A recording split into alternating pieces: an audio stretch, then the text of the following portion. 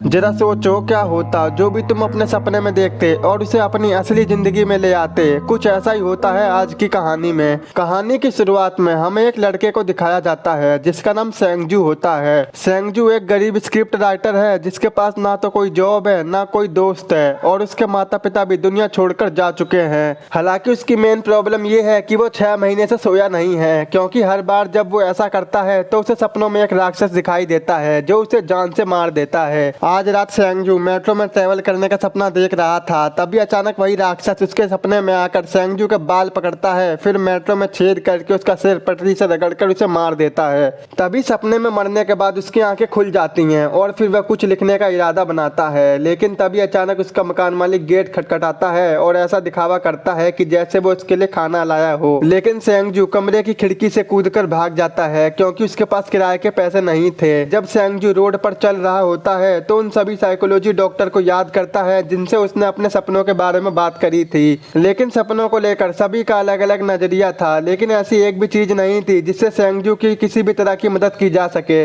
वो एक food stall पर रुकता है और एगलेस पैनकेक मांगता है क्योंकि अंडे वाला पैनकेक खाने के लिए उसके पास पैसे नहीं थे। लेकिन फूड स्टॉल का मालिक सेंगजू पर दया करके उसे फ्री में अंडे वाला पैनकेक दे देता है। जब तक उसका पैनकेक बन के तैयार हो रहा होता है तब तक वह गली का उस पार एक कैफे को देखता है जहाँ हुआर काम करती है। वो हुआर से बहुत ज्यादा प्यार करता है। वो उससे सालों पहले मिला था जब वो अपने कुछ दोस्तों के साथ क्लब में गया था तो हुआर वहाँ पर बैंड शो कर रही थी। तभी सेंगजू को हुआर की आवाज बहुत अच्छी लगी और वो तब से उसके बारे में सोचता रहता है। तभी उसका पैनकेक तैयार हो जाता है और वो उसको मजे से खाने लगता है, लेकिन वो चौंक जाता है जब पीछे से उसका मैनेजर सेंगजी वहाँ पर आ जाता है। सेंगजू उसे देखते ही भागने लगता है और अपना पैनकेक नीचे गिरा देता है। वो ज्यादा दूर तक नहीं भाग पाता और सेंगजी उसे पकड़ लेता है। फिर वो उसे रेस्टोरेंट में ले जाता है जहाँ सेंगजू उसे नूडल खाते हुए देखता है। वहाँ सेंगजू उसे डांटता है क्योंकि सेंगजू ने कॉन्ट्रैक्ट की इज्जत नहीं की और स्क्रिप्ट भी टाइम पर डिलीवर नहीं करी। फिर वो अपने मैनेजर दोस्त को अपने सपने वाली बीमारी के बारे में बताता है और कहता है कि वो कंसंट्रेट नहीं कर पा रहा, लेकिन सेंगजी ये सब नहीं सुनता और 10 दिनों में स्क्रिप्ट तैयार करने का ऑर्डर दे देता है। फिर सेंगजू वापस अपने अपार्टमेंट में जाता है और देखता है कि उसका सामान गेट के बाहर पड़ा है और गेट भी लॉक्ड है। इसका मतलब उसके मकान मालिक ने उसे घर से बाहर निकाल दिया है। फिर वो रात बिताने के लिए एक कैफे में जाता है और लैपटॉप में स्क्रिप्ट लिखने की कोशिश करता है, लेकिन बहुत खतरनाक भूख के कारण वो कुछ नहीं लिख पाता और आखिर में सो जाता है। फिर अचानक उसके पीछे दोबारा वही राक्षस आ जाता है जो पहले उसके सपनों में आया था। वो अपनी जंजीरों से सेंगजू का गला दबाता है और उसका सिर टेबल पर मारता है। एक बार फिर अपने सपनों में मरने के बाद वो सुबह उठता है तो उसे पता चलता है कि उसका लैपटॉप चोरी हो चुका है। उसे सपनों में और हकीकत में कोई डिफरेंस नहीं दिखता। फिर वो सेंगजी को मैसेज करता है और बताता है कि वो अब सुसाइड कर रहा है। सेंगजू हुआर के कैफे के सामने वाली बिल्डिंग को चुनता है और उसके किनारे पर खड़ा हो जाता है। वो कूदने की पूरी तैयारी कर लेता है, लेकिन अचानक वहाँ फूड स्टॉल वाला आदमी आ जाता है और उसे बचा लेता है। वो उसे फ्री में खाने के लिए पैनकेक देता है और उसके साथ बैठ जाता है और सेंगजू को बताता है कि अब जब भी तुम अपना सपना देखो तो तुम्हें आई एम ड्रीमिंग बोलना है, इससे तुम फौरन अपने सपने से बाहर आ जाओगे। सेंगजू देर रात तक छत से हुआर को देखता रहता है। वो रात को अपना फोन बेच देता है ताकि उसे कुछ पैसे मिल जाएं और वो उन पैसों से खाना खरीद सके। फिर सेंगजू एक स्टोर में जाता है और वहाँ कुछ चीजें चुराने की कोशिश करता है, लेकिन वो अपना मन बदल देता है जब उसे पता लगता है कि उसे देखा जा रहा है। फिर वो खाना खरीदता है और स्टोर के बाहर बैठकर खाता है। अचानक सेंगजू चौंक जाता है जब हुआर वहाँ पर आती है। उसे लगता है कि ये सच है, लेकिन तभी वो अचानक राक्षस में बदल जाती है और राक्षस सेंगजू को कांच की तरफ धक्का देना शुरू कर देता है। वहीं दूसरी तरफ स्टोर मैनेजर को लगता है कि जैसे सेंगजू को किसी तरह का पैनिक अटैक आया हो। राक्षस सेंगजू को उठाकर अपनी तलवार से मारता है और उसे कांच की खिड़की से स्टोर के अंदर फेंक देता है। सेंगजू फूड स्टॉल वाले आदमी की बात को याद करता है। वो तलवार को पकड़े रहता है और कहता है आई एम ड्रीमिंग। तभी वो अपने सपने से बाहर आ जाता है और उसके हाथों में राक्षस की तलवार आ जाती है। सेंगजू स्टोर मैनेजर की बुलाई हुई एम्बुलेंस के आने से पहले वहां से भाग जाता है। फिर तलवार को अपने पास सुरक्षित रखकर एक पार्क में रात बिताता है। अगली सुबह फिर वो उस तलवार को बेचने के लिए एक एंटिक शॉप में जाता है। सारे दुकानदार उस तलवार को खरीदने के लिए बहुत उत्सुक हो जाते हैं। तभी उसे लगता है कि उसके हाथ बहुत कीमती चीज लगी है। फिर सारी दुकानों में जाने के बाद फाइनल में वो एक दुकानदार से मोल भाव करके तलवार को 20,000 में बेच देता है। सेंगजू बिना टाइम वेस्ट किए सारे पैसे खर्च करना शुरू कर देता है। लैपटॉप खरीदता है, एक अच्छे रेस्टोरेंट में खाना खाता है और एक फैंसी होटल में रहता है। सेंगजू सेविंग करके अपना लुक अपग्रेड करता है और चिकना बन जाता है। जैसे ही रात होती है वो कुछ नींद की गोलियां लेता है और अपना सपना आने का वेट करता है। ये सपना उसे उसी होटल में आता है जिसमें वो रुका था, इसीलिए वो अपना कमरा छोड़कर कॉरिडोर में घूमने लगता है। फिर वो एक फ्लावर पॉट को उठाता है और कहता है आई एम ड्रीमिंग, लेकिन कुछ नहीं होता। वो थोड़ा और पता लगाने की कोशिश करता है, लेकिन तभी अचानक दीवार तोड़कर वही राक्षस आ जाता है और एक सोने की कुल्हाड़ी लेकर उसका पीछा करता है। राक्षस उसे कुल्हाड़ी से मारता है और इधर उधर जाता है, जिससे उसे काफी चोट लगती है। लेकिन थोड़ी देर बाद सेंगजू कुल्हाड़ी पकड़ लेता है और जल्दी से कहता है आई एम ड्रीमिंग। एक बार फिर वो अपने हाथों में राक्षस की कुल्हाड़ी लेकर जागता है और उसके सारे घाव भी ठीक हो जाते हैं। अगले दिन वो उसी दुकानदार को कुल्हाड़ी बेच देता है और पैसों को तुरंत खर्च कर देता है। आज रात वो एक चाल चलता है। वो सोने से पहले किताब में पुराने जमाने के म्यूजियम की तस्वीरें देखता है ताकि वो म्यूजियम उसके सपने में आ सके, और उसकी चाल काम कर जाती है क्योंकि सपने में वो उसी म्यूजियम में पहुंच जाता है। सेंगजू चारों ओर देखता है, सभी एंटिक चीजों को घूरता है, सबका प्राइस देखकर सबसे महंगी चीज चुनता है और राक्षस के आने का वेट करता है। इस बार राक्षस एक मशीन गन लेकर आता है जो सेंगजू के प्लान के बिल्कुल अपोजिट था। सेंगजू दौड़ना शुरू कर देता है और गोलियों से खुद को बचाता है, लेकिन आखिर में राक्षस उसे पकड़ लेता है और उसे मार देता है।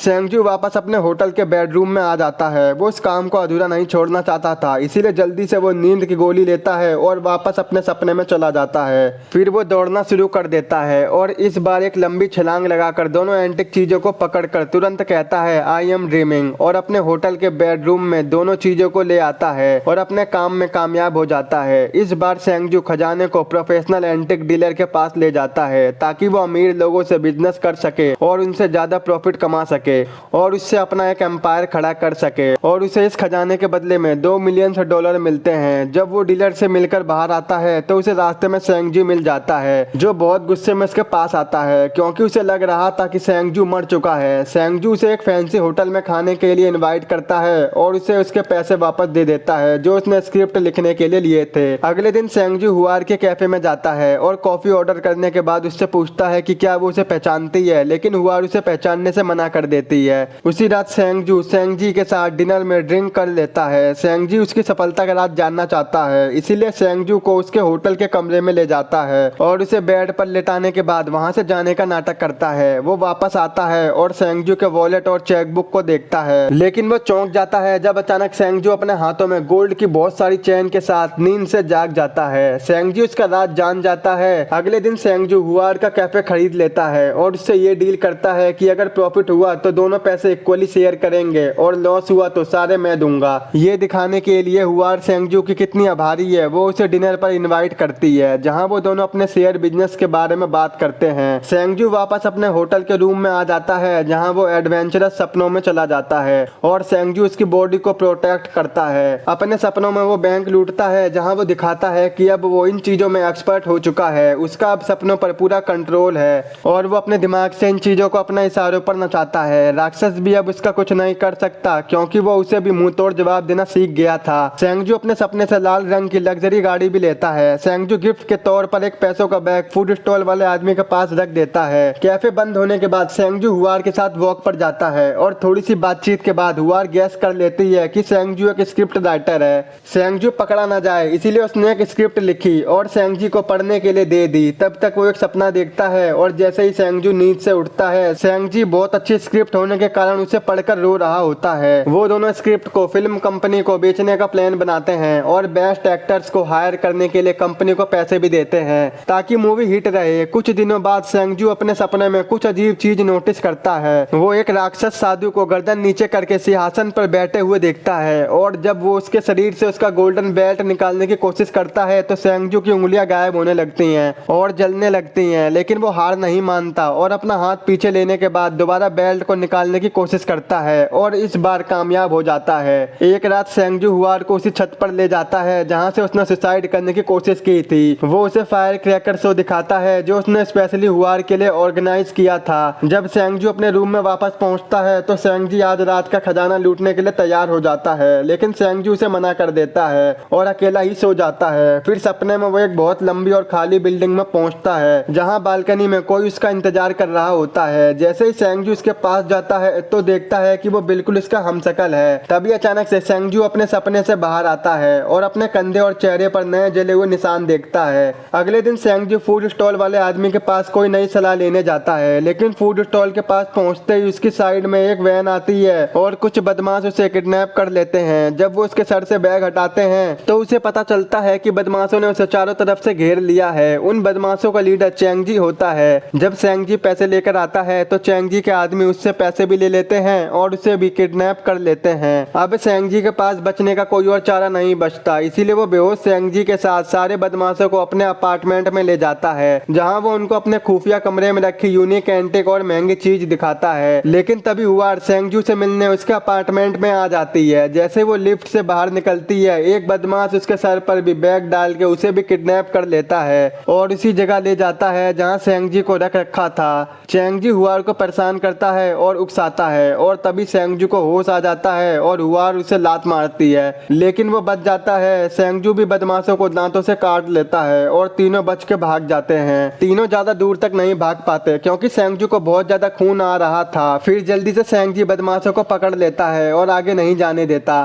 ताकि चेंगजू और हुआर भाग सके, लेकिन दोनों बदमाश ट्रेंड थे और चेंगजी अकेला था, इसीलिए दोनों मिलकर चेंगजी को जान से मार देते हैं। जैसे ही चेंगजू और हुआर सीढ़ियों से ऊपर पहुंचते हैं, एक बदमाश उन्हें पकड़ लेता है और वो दोनों के साथ मारपीट करता रहता है। थोड़ी देर बाद चेंगजू अचानक खुद को बहुत सारे खंडरों में पाता है जहां वो काले पानी से ढका हुआ होता है, जो हिलने ढुलने पर जल्दी उसकी पूरी बॉडी से हट जाता है। चारों ओर देखने के बाद वो एक चमकते हुए गेट को छूता है जिसमें दिखाया जाता है कि उसे उस रात स्टोर के बाहर एम्बुलेंस में ले जाया गया था। जब ये खत्म हो जाता है तो वहां से बाहर निकलने के लिए वो आई एम ड्रीमिंग कहता है, लेकिन कुछ नहीं होता बल्कि उसका ब्लड लॉस होने लग जाता है। अचानक उसका शरीर बदलना शुरू हो जाता है और चेंगजू दानव यानी राक्षस बन जाता है। फिर उसके हाथ में एक कुल्हाड़ी आ जाती है जिससे वो दीवार को तोड़ने की कोशिश करता है। आखिर में जब दीवार टूट जाती है तो राक्षस चेंगजू के लिविंग रूम में आ जाता है और राक्षस सभी बदमाशों को मशीन गन से मार देता है। फिर राक्षस चेंगजू को मारने के लिए उसके पास जाता है और उसे मार देता है। फिर सभी एंटिक चीज जो वो अपने सपनों से लाया था गायब होने लगती हैं, उसके अपार्टमेंट से भी और अमीर लोगों के कलेक्शन से भी। और जब वो जागता है तो वो खुद को वापस उसी स्टोर पर पाता है जहां हुआर राक्षस में बदल गई थी और अब तक जो कुछ भी हुआ था वो सब एक बहुत लंबा सपना था और तब से चेंगजू वही स्टोर के बाहर ही सो रहा था।